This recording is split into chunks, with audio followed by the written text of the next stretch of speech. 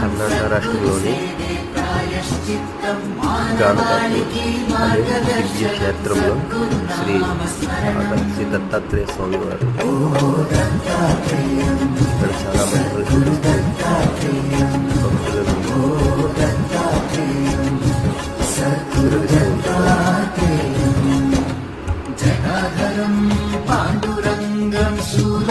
ఈ క్షేత్రంలో ముఖ్యంగా దర్శించవలసినవి